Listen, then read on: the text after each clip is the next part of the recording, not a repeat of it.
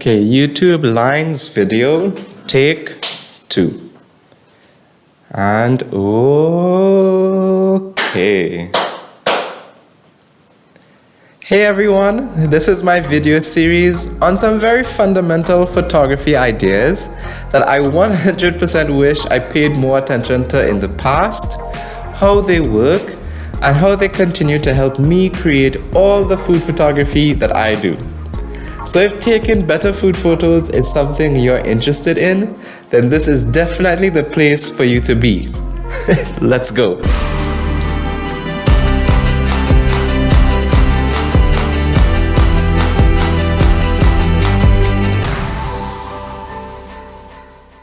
Hey everyone, it's me, Michael Edwards, and welcome to Food Flash Photography, my food photography studio where we try to do all things food and make magic happen. Over the next few episodes, we'll be covering together some of the fundamental keys that will begin to open your eyes as to how photography actually works and how a picture is actually composed.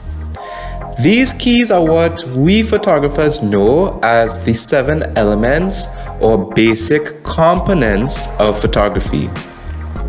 We're going to talk about what these elements are, the visual psychology behind them, why we use them, and of course, examples of how I have used them both in my professional and personal work. For this video, we'll be talking about the line. It is the most fundamental and most commonly used element in photographic composition. If you think about it, lines actually influence and make up much of what we see on a daily basis. We experience them constantly and consistently, just not in a very conscious way. Now, this is super important to our practice because good photography is a visual experience. Good photography will generally do one of 2 things or both. First, it will incorporate some sort of pathway within the image, a pathway that your eyes may subconsciously follow. We call this leading the viewer's eye, and it's a staple in composition development. Secondly, good photography uses the subconscious meanings we as people have attached to the 7 elements in order to invoke a response within the viewer without them even realizing it. Okay, so that was a bit of a mouthful. So how about we take a look at some actual examples of what we're talking about. This is what I would consider a pretty straightforward image, yes? On the surface, there isn't really much of anything happening in it, but the reason this photo still works, as simple as it may appear, is because it was intentionally composed using leading lines. All you probably saw at first was a railway track in a field, but I assure you, what the photographer sees are the elements. He sees lines he can use to control how your eyes move within the frame, starting all the way at the front and pulling your gaze further and further into the frame. Now, this is a really simple example of lines, but hopefully you begin to catch the idea of where we're trying to take this. So as I said earlier, lines influence much of what we see in the actual world. There are so many things in the world, so naturally there must be different kinds of lines existing out there. Photographers essentially see 3 types of lines. The first of these being straight lines. These are your typical horizontal, vertical, and diagonal lines. They tend to be more physical and literal in their nature, and as a rule of thumb, are more associated with man-made things. Knowing this is important because it plays a big role in the psychology of photography and composition. It might surprise you that our brains have actually assigned subconscious meanings to each of these lines, and we photographers can use them to elicit feelings and reactions from our viewers. What does this actually mean? Okay, well, this instructor of photography, Todd Vorenkamp, worded this concept pretty nicely. So, vertical or horizontal lines convey a sense of stability or static feelings to our photos. Horizontal lines can indicate distance, and vertical lines can indicate height, balance, and strength. Diagonal lines convey a more dynamic sense. A sense of motion is what he's referring to. Okay, show and tell time again. But this time we're going to look at some of my actual food work. This is one of the first food images I ever took, being a practice or a study exercise for leading lines when I was learning more about them. You can see how I've used the red towel to create an obvious line in the photo. The purpose of this line is to help start you, the viewer, on your visual journey from the main subject, the cupcake at the front, to the second cupcake at the back, and eventually into the rest of the photo. What we're attempting to do here is create visual motion. Let's try again. Notice how the cutting board is placed under the burger and oriented so that its lines are pulling you firstly along the axis of the burger, the main subject, and then into the background and supporting elements. The level of subtlety in how you exercise the use of leading lines will ultimately come down to you, and it will vary. But the thought process behind its use is always very concrete. Perfect. Now we've touched on two things concerning the mindset of use of lines in composition. One, importantly, lines can be used to guide a viewer's eyes around an image, visual control.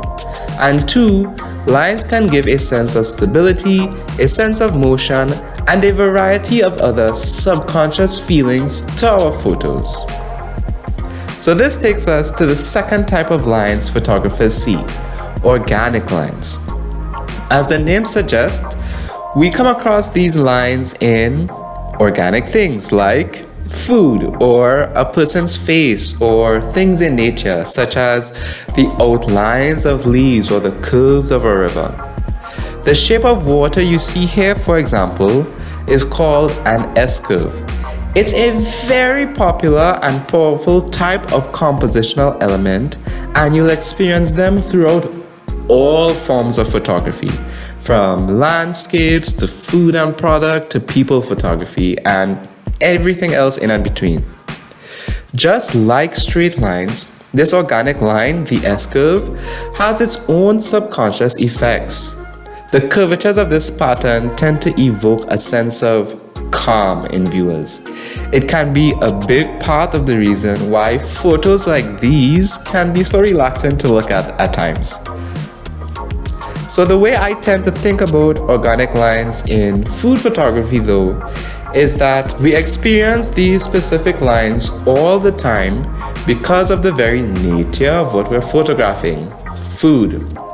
In this regard, I often tend to let organic lines simply fall where they may or try to emphasize them for the sake of the photo if it calls for it.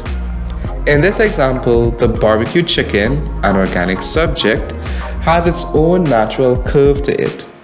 In this case, to help emphasize this curve, I've intentionally styled the breadfruit fries to create a complementary leading line along the main subject to sort of round out the scene on the main plate.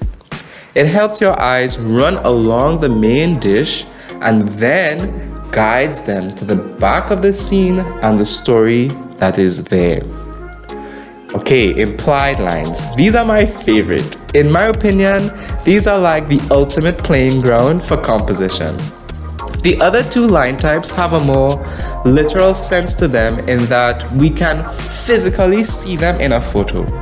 But implied lines, as the name suggests, aren't actually there.